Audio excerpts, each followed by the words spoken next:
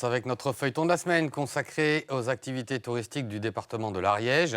Après la détente lundi, après le sport hier, place aujourd'hui à l'histoire. Entre grottes et monuments, l'Ariège ne manque pas d'arguments dans ce domaine. Laurent Winsbach, Pascal Dussol. La météo, plutôt maussade ce jour-là, a motivé ses vacanciers à suivre une visite guidée des trésors de la cité de Saint-Lizier.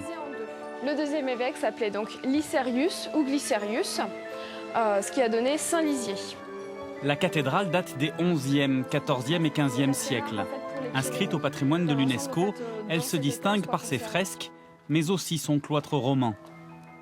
Elle abrite également le trésor des évêques de cette cité épiscopale, grand site de Midi-Pyrénées. Et il y a une légende, une coutume qui veut que quand les enfants passent en dessous, les jeunes enfants, ça veut dire qu'ils vont bien grandir en fait.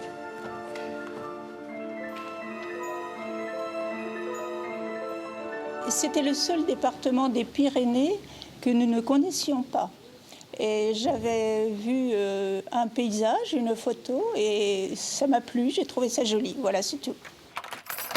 À quelques pas de là, un autre trésor ne se dévoile qu'en suivant le guide. Une pharmacie du XVIIIe siècle, jadis tenue par les sœurs, dans un état de conservation impeccable. Il y en a plusieurs en France, il y en a une trentaine monuments historiques classés monuments historiques, mais celle-ci en fait... elle est assez exceptionnelle, il y a un petit ensemble qui vaut le détour vu qu'elle est en parfait état et que tout a été conservé. En matière de vieilles pierres, l'Ariège a encore bien plus ancien à offrir.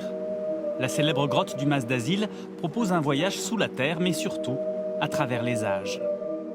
Quand on prend depuis même le début de la préhistoire, avec 40 000 ans, les premiers hommes à l'Aurignacien, il y a aussi tout l'aspect géologique par rapport à la formation de la grotte et l'aspect historique aussi, parce que contrairement à beaucoup d'autres sites préhistoriques, la grotte a toujours été connue, elle a toujours été utilisée. On a des vertèbres un peu partout, d'ours des cavernes, des fémurs un peu plus ou moins bien conservés, un tibia là, qui est assez sympathique.